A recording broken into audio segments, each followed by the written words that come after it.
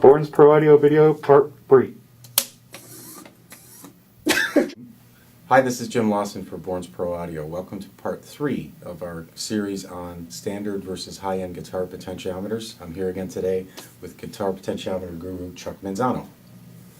So this being the pot that we would find in most guitars and the ones I've opened, I always notice a solder connection here, which is usually connected to ground. So how do we do that with a potentiometer that appears to be plastic on the back, and then even this one, though it has a metal back, it's plastic body. So how do we get ground connected to it? It must be something to do with this solder lug. That's a good question.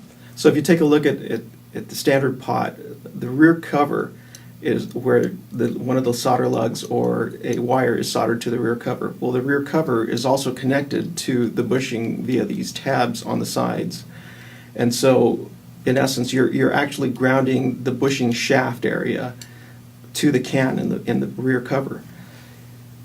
On Model 95s and Model 82s, we provide a solder lug to ground the bushing and shaft. There is no can in the rear cover, no metal sides that you can ground to, and so you ground the pot through this solder tab. Same on the Model 82.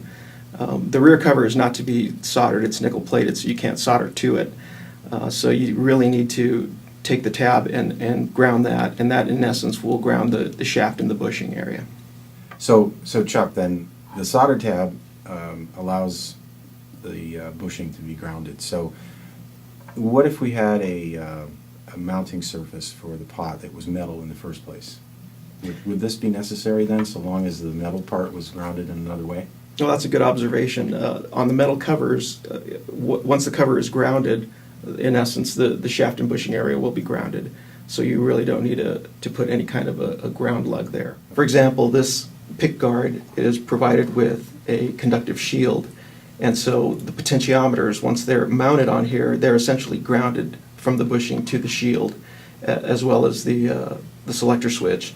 So what we would need to do here is to find a way to ground the conductive shield to the rest of the guitar, and or run all of the ground connections to the various points, such as the tailpiece and out to the output jack. So the point is that the bushing area or the threaded area where we secure the potentiometer into the guitar must be in the ground loop somewhere. That's correct. Okay. That's correct. Great. So in essence, you would really only use this if you were putting it through a wood body of a guitar that doesn't have any type of grounding on the inside of the cavity.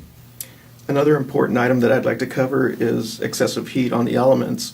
A lot of guitarists, when they change out their pots, have a tendency to apply the soldering iron to the solder lugs for an extended period of time. And with a phenolic element, you'll get a loosening of the swage joints, whereas the ceramic element is much more forgiving and it can absorb a lot of heat. We have our terminals are swaged onto the element, and the excessive heat won't loosen these joints here. Mm-hmm. Okay. Well, that's great.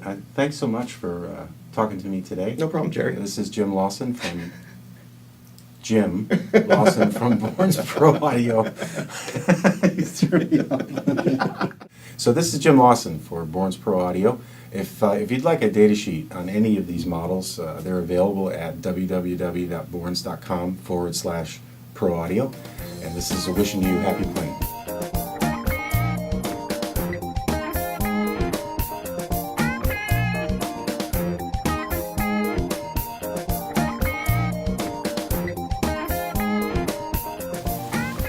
Play longer, play louder, play harder.